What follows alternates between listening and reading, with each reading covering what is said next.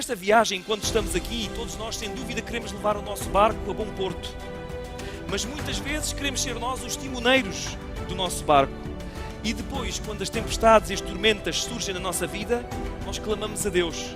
Clamamos a Deus para que Ele segure o nosso leme e nos guie. Será, meus irmãos, que no cantinho da mornidão estarei eu anestesiado pela segurança e conforto deste mundo, que nem me apercebo que o fim, para mim, individualmente, poderá chegar hoje? Lembra-te da mulher de Ló. Mas afinal, que mulher é esta?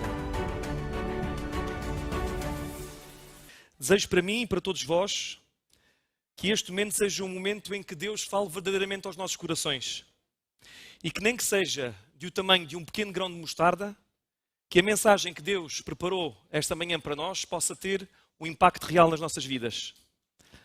Esta manhã prossigo confiante na promessa de Isaías 41:10.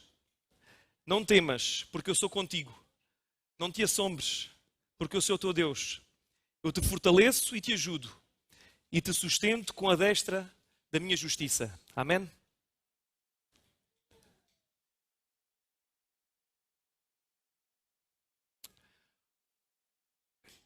Outubro de 1996. Provavelmente esta é uma data que para nenhum de vós tem algum significado. Mas para mim foi sem dúvida nenhuma um dos meses mais importantes da minha vida. Eu tinha 11 anos de idade e encontrava-me no Colégio Adventista de Oliveira de Douro. Algumas pessoas aqui nessa altura estavam lá comigo. O professor Jorge, a irmã Mercedes, partilharam comigo bastantes anos.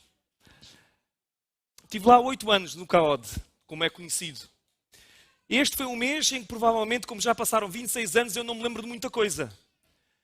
Mas lembro-me de uma mensagem que nunca mais me vou esquecer.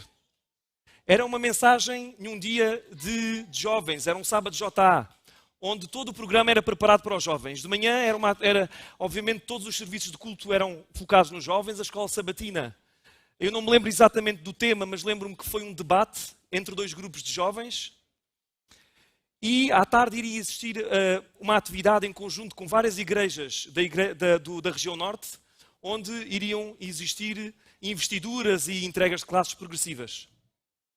Eu lembro-me que, na altura em que começámos os serviços de culto, o pastor iria começar o culto quando já devia ter terminado. Porque a escola sabatina foi tão recheada, tão intensa, que já tinha passado meia hora da altura que devia ter começado. O semblante do pastor era uma interrogação para nós. Não sabíamos o que é que ele iria fazer. Nós só sabíamos que os horários tinham que ser cumpridos, porque o almoço era um almoço de convívio, e depois do almoço nós teríamos que partir de autocarro, e os horários eram rigorosos nesse aspecto.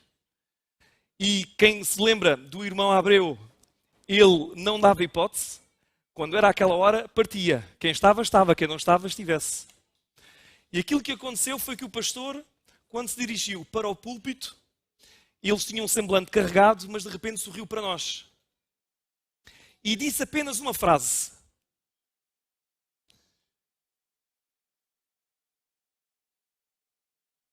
Lembra-te da mulher de Ló. Esta é a minha oração e o meu desejo para mim e para vós esta manhã. Amém. Não acabou ainda. Mas para aquele pastor acabou.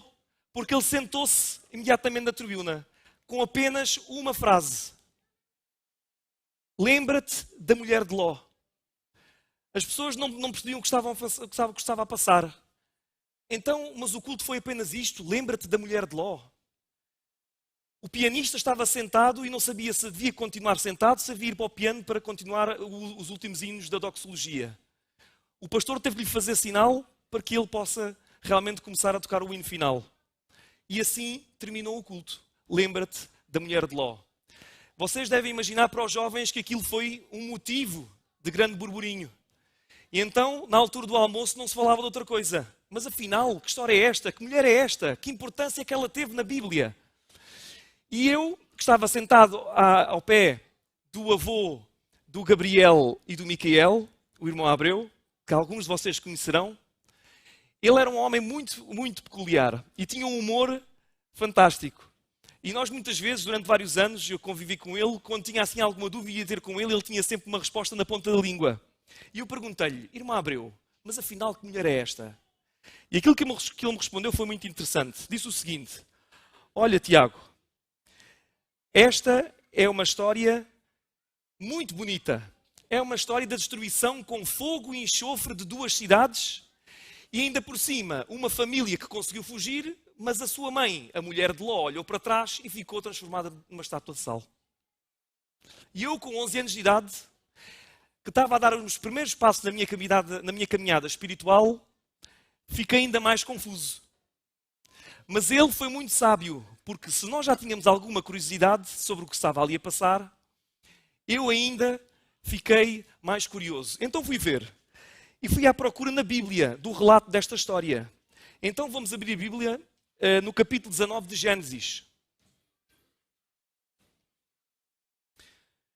E vamos ler apenas 3 versículos, do 24 ao 26.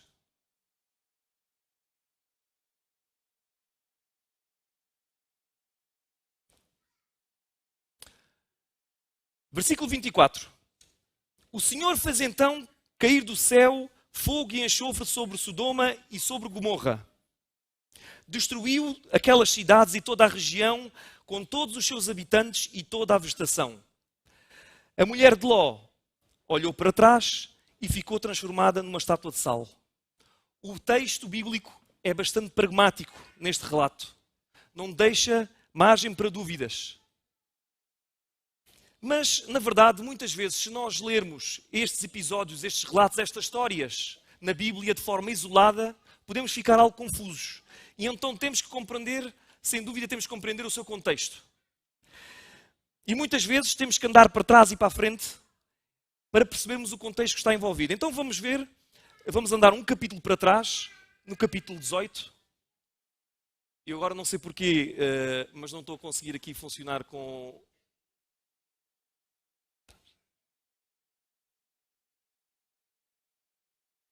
Ok, exato, obrigado. O capítulo 18 de Gênesis faz-nos o relato do episódio extraordinário, onde o pai da fé, o patriarca Abraão, se encontrava no seu acampamento e na hora de maior calor, ele avistou 3 viajantes. 3 viajantes que se aproximavam do seu acampamento.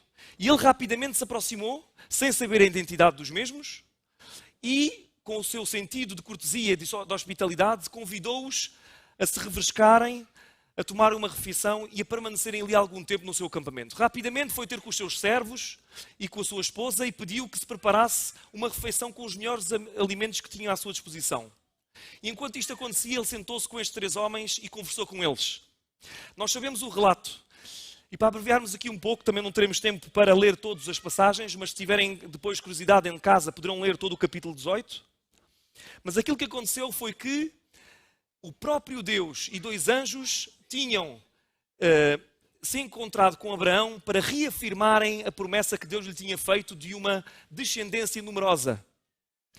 E é interessante que a própria, desculpem a expressão, mas a cusca Sara, ouvindo a conversa de Abraão com aqueles 3 homens, sorriu. Porque achava que o poder de Deus não seria suficiente para que ela, naquela idade já de idosa, pudesse ter um filho. Obrigado. E aquilo que aconteceu foi que esta promessa foi reafirmada a Abraão. E se nós continuarmos a ler o relato, e agora no versículo 16, nós vemos que quando estes homens, depois de cearem com Abraão, saíram, os visitantes levantaram-se e prepararam-se para se dirigir a Sodoma. Abraão foi caminhando com eles para se despedir. Versículo 17. Então o Senhor disse para consigo: será que eu vou esconder a Abraão aquilo que pretendo fazer? De facto, Abraão vai ser um pai de um povo muito grande e poderoso, e por ele serão abençoados todos os povos do mundo. Eu escolhi-o para ensinar aos seus filhos e descendentes a seguirem a vontade do seu Senhor, praticando o que é justo e honesto, para que as promessas que lhe fiz sejam mantidas e cumpridas. Fazendo aqui uma pequena pausa. Muito interessante a interrogação que o próprio Deus coloca a si próprio. Ocultarei eu a Abraão o que faço? A verdade, meus irmãos, é que Abraão tinha honrado o Senhor com a sua vida e com a sua conduta. E o Senhor também o honrou, dando-lhe a oportunidade de fazer parte dos seus desígnios inclusive revelando-lhe os seus propósitos. Vamos continuar a ler. Versículo 20.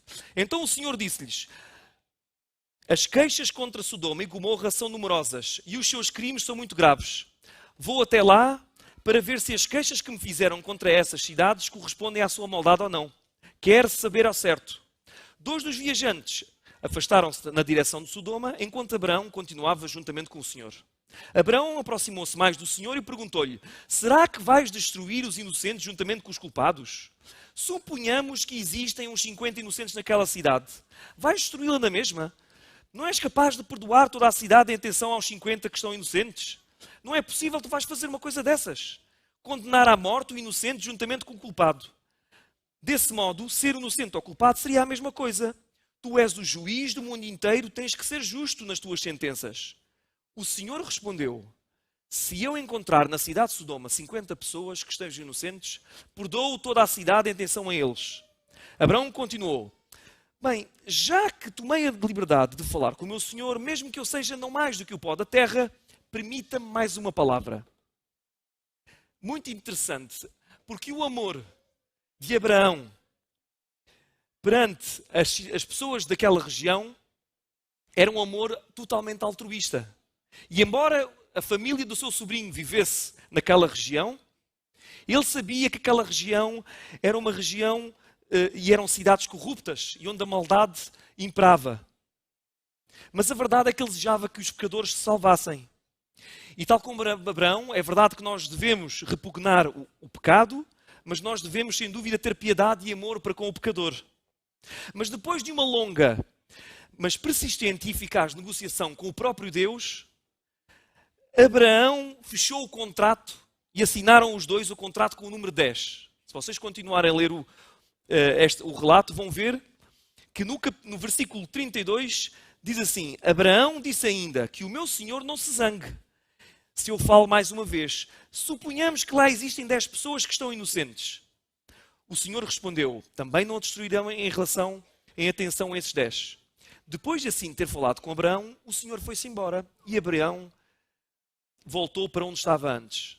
Na verdade, meus irmãos, o espírito de Abraão tipifica o espírito do próprio Jesus Cristo. O Filho de Deus é, sem dúvida, o grande intercedor em favor do pecador. Aquele que pagou o preço pela redenção da alma humana sabe o valor de apenas uma alma. Nas agonias da cruz, ele próprio, sobrecarregado com o peso medonho dos pecados do mundo inteiro, orou por aqueles que o maltratavam e o assassinavam. Lembra-te da mulher de Ló, para que as palavras de Jesus Cristo fiquem cravadas na vossa mente e no vosso coração. Pai, perdoa-lhes, porque não sabem o que fazem. 1 de Crónicas 29:15 diz-nos: diante de ti, Senhor, nós somos como estrangeiros, exilados tal como os nossos antepassados. E é verdade, meus irmãos, tal como a letra do hino que nós ouvimos aqui cantada, nós, nesta caminhada espiritual, nós somos estrangeiros, somos exilados. Este não é o nosso lar. E Deus está a preparar um lar para nós. Mas nesta viagem, enquanto estamos aqui, todos nós, sem dúvida, queremos levar o nosso barco a bom porto. Mas muitas vezes queremos ser nós os timoneiros do nosso barco. E depois, quando as tempestades e as tormentas surgem na nossa vida, nós clamamos a Deus. Clamamos a Deus para que Ele segure o nosso leme e nos guie. Até o pai da fé, o próprio Abraão, não era perfeito. E algumas vezes quis ser ele a segurar o próprio leme da sua vida e dar uma mãozinha ao próprio Deus. Vejamos as consequências disso mesmo. Basta olhar, não sei se conseguem ver bem, mas basta olhar para esta árvore genealógica que conseguimos compreender que uma decisão irrefletida de Abraão influenciou gerações futuras até aos dias de hoje. Quando ele quis dar uma mãozinha a Deus nos planos que ele tinha para o seu povo, ele teve um filho com uma escrava e nós sabemos as consequências disto mesmo. E o próprio Ló, isso também aconteceu. O sobrinho de Abraão, e nós estudámos isso há cerca de, penso que há 3 semanas na escola sabatina, quando foi-lhe dada a hipótese de escolher, porque os seus rebanhos já eram tão grandes, a família era tão numerosa, que Abraão e Ló tiveram que se separar. E Ló, infelizmente, escolheu uma terra onde ele sabia que existiam perigos espirituais e em relação à moralidade que ali se vivia. E a verdade, meus irmãos, é que muitas vezes nós também acontece esta situação. E se nós olharmos para a história de Ló, e olhando aqui para este mapa, eu fiz alguma pesquisa, mas é nesta zona, mais ou menos, no vale de Sidim, junto ao Rio Jordão, que se pensa que existiriam as cidades de Sodoma e Gomorra e de Zoar. Zoar é uma cidade, já vamos ver a seguir, mas era uma cidade que existia a poucos quilómetros de Sodoma, que depois, mais tarde, também foi destruída. E a descrição do livro de Patriarcas e Profetas sobre esta região é muito interessante. Eu vou passar a ler. Como a mais bela entre as cidades do Vale Jordão, achava-se Sodoma, situada numa planície que era considerada como o jardim do Senhor pela sua fertilidade e beleza. Os tesouros do Oriente adornavam os seus palácios e as caravanas do deserto traziam abastecimentos de coisas preciosas para lhe suprir os mercados. Com pouca preocupação ou trabalho, toda a necessidade da vida poderia ser suprida. E o ano inteiro parecia um ciclo de festas. A abundância que reinava por toda a parte deu origem ao luxo e ao orgulho. A ociosidade e a riqueza tornam endurecido o coração, que nunca foi oprimido pela necessidade ou sobrecarregado de tristeza. O amor ao prazer era favorecido pela riqueza e lazer. E o povo entregou-se à satisfação sensual. Deslumbrado pela visão destes proveitos mundanos, Ló não tomou em consideração os males morais e espirituais que ali se encontrariam. Os habitantes desta planície eram grandes pecadores contra o Senhor. E mesmo assim, ele escolheu para si esta campina do Jordão e armou as suas tendas até Sodoma. Quão pouco previu ele os terríveis resultados desta escolha egoísta. E hoje, meus irmãos, será que as nossas decisões são firmadas na rocha? Ou são baseadas na aparente prosperidade terrena e nos prazeres que este mundo nos oferece? Será que a mornidão do nosso conforto nos anestesiou de tal modo que achamos que somos autossuficientes e podemos melhor do que ninguém tomar conta do leme da nossa vida? A revelação em Apocalipse, capítulo 3, versículos 14 a versículo 18, diz-nos o seguinte. Ao mensageiro da igreja de Laodiceia escreve: Assim fala o Senhor, o Amém, a testemunha fiel e verdadeira, o princípio da criação de Deus. Eu conheço bem as tuas obras. Não és quente, nem és frio. Antes fosses uma coisa ou outra. Mas porque és morno, nem frio nem quente, vou vomitar-te da minha boca. Tu dizes, sou rico, fiz fortuna, não tenho necessidade de nada. Mas não te dás conta de que és desgraçado e miserável, pobre, cego e nu. Aconselho-te a que compres do meu ouro fino para seres rico. Roupas brancas para te vestires e não te sentires envergonhado da tua nudez. E remédio para os olhos, de modo a poderes ver. Lembra-te da mulher de Ló, para que um dia não tenhas que ouvir estas palavras, mas porque és morno, nem frio nem quente, vomitar-te-ei da minha boca. São palavras duras, sem dúvida, mas que têm a intenção de nos agitar e acordar desta mornidão em que muitas vezes vivemos. Se não vejamos o desfecho da história de Ló. A última noite de Sodoma estava a aproximar-se, mas as nuvens de vingança lançavam as sombras sobre a cidade condenada, mas os homens, porém, não perceberam. As semelhanças eram evidentes com a descrição que as Sagradas Escrituras nos fazem dos eventos finais desta terra. Se não, vejamos em 1 Tessalonicenses, no capítulo 5, versículo 2. Sabem muito bem que o dia do Senhor há de vir como um ladrão, pela calada da noite. Quando alguém disser, há paz e segurança, é então que repentinamente a desgraça cairá sobre eles. E a verdade é que, se andarmos aqui um pouco atrás, depois do encontro com Abraão, aqueles dois anjos retiraram-se e foram para Sodoma para a sua missão de destruição. E o dia era como qualquer um outro. A tarde caía sobre cenas de conforto e de segurança. Uma paisagem de beleza sem par era banhada pelos raios do sol poente. A frescura da tarde chamou os habitantes daquela região para fora de casa para os seus divertimentos e para os seus prazeres. Será, meus irmãos, que no quentinho da mornidão estarei eu anestesiado pela segurança e conforto deste mundo, que nem me apercebo que o fim, para mim, individualmente, poderá chegar hoje? Todos nós conhecemos provavelmente o relato e o resto do capítulo 19, em que os dois anjos chegaram a Sodoma e apenas um homem os recebeu com hospitalidade e com cortesia. Ló e a sua família receberam estes dois homens que não conhecia a sua identidade e na sua casa os convidou para ali permanecerem. Mas a verdade é que o relato dá-nos uma cena arrepiante, em que os habitantes daquela cidade, sabendo disto, foram até junto da casa de Ló e uma multidão exortou para que Ló colocasse aqueles dois homens para fora de casa para que cometessem um pecado abominável e vil aos olhos do Senhor.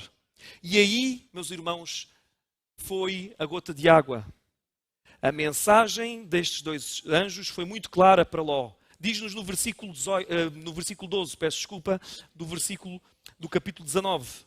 Versículo 12. Os visitantes disseram a Ló: sai deste lugar com todos aqueles que te pertencem, genros, filhos e filhas e tudo o que tiveres nesta cidade.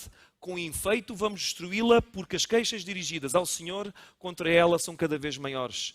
E nós fomos enviados para as destruir. E Ló assim fez. Foi avisar os seus filhos e repetiu as palavras aos anjos, a toda a sua família: levantai-vos e sai deste lugar, porque o Senhor vai destruir esta cidade. Mas eles riram-se. Riram-se deste homem que consideravam supersticioso. As suas filhas eram influenciadas pelos seus maridos e estavam ali muito bem onde se encontravam e não poderiam ver sinais de perigo. Eles possuíam muitos bens e não queriam que fosse possível que a bela cidade de Sodoma fosse destruída. Alguns dos seus filhos agarraram-se de tal forma a Sodoma e a sua própria esposa recusou-se em sair. O pensamento de ter que sair sem os seus próprios filhos era demasiadamente pesado para ela suportar. Era duro abandonar a sua casa luxuosa e toda a riqueza adquirida durante uma vida inteira. E o relato diz-nos que se não fossem os próprios anjos a agarrarem pelo braço Ló, as suas duas filhas e a sua esposa, eles teriam todos perecido naquele lugar. Mas aqui a oração de intercessão de Abraão teve um poder enorme. A verdade é que estes dois anjos agarraram naquela família e levaram para fora da cidade. E ali os deixaram. E voltaram para Sodoma para cumprir a sua missão de destruição. E entretanto, Deus aproximou-se de Ló. A verdade, meus irmãos, é que em todas as cidades da planície não foi possível cumprir com o contrato que Abraão tinha feito com o próprio Deus. É que nem 10 pessoas se encontravam justas aos olhos do Senhor. Então Deus disse a Ló: escapa-te por tua vida, não olhes para trás e não pares em toda esta campina. Escapa-te para lá do monte, para que não pereças. A hesitação e a demora poderiam ser agora fatais. Lançar um olhar para trás à cidade amaldiçoada, deter-se por um instante, pela tristeza de deixar tão belo lar, poderia ter um custo demasiado alto. Mas Ló estava muito confuso e estava aterrorizado. E alegava que não poderia cumprir esta ordem. Porquê? Porque ele tinha medo que, indo para as montanhas, alguma coisa de mal lhe acontecesse a ele e à sua família e algum perigo surgisse. A verdade, meus irmãos, é que a grande consequência da decisão de morar naquela cidade ímpia foi o enfraquecimento da sua fé e foi a mornidão da sua relação com o próprio Deus. O príncipe do céu estava ali ao lado dele, contudo, ele não percebeu. Ele devia ter confiado inteiramente na ordem que foi-lhe dada e, sem mais demora, ter partido. Mas mesmo assim ele exortou e pediu a Deus que não destruísse uma cidade que existia ali a poucos quilómetros de Sodoma. Era a cidade de Zoar. Ele dizia que tinha medo de ir para as montanhas, então queria ir para aquela cidade. E Deus foi misericordioso e poupou aquela cidade só para que Ló e a sua família pudessem ir para lá. Mas rapidamente Deus disse-lhe: mas Ló, apressa-te, pois a terrível tormenta vai chegar rapidamente. Mas um dos fugitivos aventurou-se a lançar um olhar para trás, para a cidade condenada, e tornou-se no monumento do juízo do próprio Deus. Vejam aquilo que nos é dito no livro de Patriarcas e Profetas. Se o próprio Ló não houvesse manifestado hesitação em obedecer à advertência do anjo, antes tivesse ansiosamente fugido para as montanhas, sem uma única palavra de insistência ou súplica, a sua esposa teria também podido escapar. A influência do seu exemplo o teria salvo do pecado que selou a sua perdição. Mas a hesitação e demora dele fizeram com que ela considerasse levianamente a advertência divina. Ao mesmo tempo em que o seu corpo estava sobre aquela planície, o seu coração apegava-se a Sodoma. Em vez de aceitar com gratidão o livramento, presunçosamente olhou para trás, desejando a vida daqueles que haviam rejeitado a advertência divina. Lembra-te da mulher de Ló, para que um dia também eu não seja, ou tu não sejas, pedra de tropeço para o teu irmão. O relato da destruição da cidade de Sodoma e Gomorra é impressionante. O Senhor fez chover sobre o céu enxofre e fogo sobre as cidades e a fértil planície. Os seus palácios e templos, luxuosas habitações, jardins e as multidões divertidas à caça de prazeres, tudo foi consumido. O fumo da destruição subia como o fumo de uma grande fornalha, e o belo vale de Sidim tornou-se numa desolação, um lugar que nunca mais seria construído ou habitado, sendo testemunha para todas as gerações da certeza dos juízos de Deus sobre os transgressores. Esta, sem dúvida, meus irmãos, é uma história que tipifica na perfeição o grande conflito que existe no nosso coração, mas principalmente na nossa mente. Esta luta cósmica pela legitimidade da pertença da nossa vontade e do nosso coração. As consequências das decisões de Ló não ficaram por aqui, porque ele teve rapidamente de sair daquela cidade de Zoar. A iniquidade que ali permanecia era tão grande que Deus acabou por ter de destruir aquela cidade e tudo o que ali se encontrava. E Ló teve de fugir, tal como Deus lhe tinha dito inicialmente, para as montanhas e acabou por viver numa caverna. Mas a maldição de Sodoma seguiu até ali. A conduta pecaminosa das suas filhas foi o resultado das más associações naquele vil lugar. A corrupção moral ficou tão enraizada nas suas filhas e no seu caráter que não podiam mais discernir entre o bem e entre o mal. A mesma voz de advertência foi ouvida pelos discípulos de Cristo antes da destruição de Jerusalém. Se nós formos a Lucas 21, 20 e 21, podemos ouvir as palavras do próprio Cristo, dizendo: quando virdes Jerusalém cercada de exércitos, sabei então que é chegada a sua desolação. Então os que estiverem na Judeia fujam para os montes. Assim foi nos dias de Noé, assim foi nos dias de Ló, assim aconteceu com os discípulos antes da destruição de Jerusalém, e assim, meus irmãos, será nos últimos dias, nos eventos finais. Lembra-te da mulher de Ló, para que nestes eventos finais possas ouvir as seguintes palavras: vinde, benditos do meu Pai, vinde receber por herança o reino que vos está preparado desde a fundação do mundo. Mateus 25, 34. Lembra-te da mulher de Ló, mas acima de tudo, lembra-te da cruz. Lembra-te de colocar o teu Salvador em primeiro lugar. Lembra-te daquele que te amou de tal maneira que deu o seu Filho unigênito, para que se nele creres, não pereças, mas tenhas a vida eterna. Buscai primeiro o reino de Deus e a sua justiça, e todas as coisas vos serão acrescentadas. Porque se Ele não for o primeiro no teu coração, então já não é mais nada. Não passa de uma ilusão. Este é um poema extraordinário. Mas se Ele for o primeiro, o teu companheiro, o motivo do teu existir, tu vais viver, tu vais sorrir, tu vais vencer.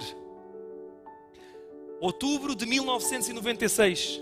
Eu nunca mais me vou esquecer daquelas palavras e daquela frase que agitou a minha vida e me acordou da minha mornidão. Lembra-te da mulher de Ló. Esta é a minha oração e o meu desejo para mim e para cada um de vós. Amém.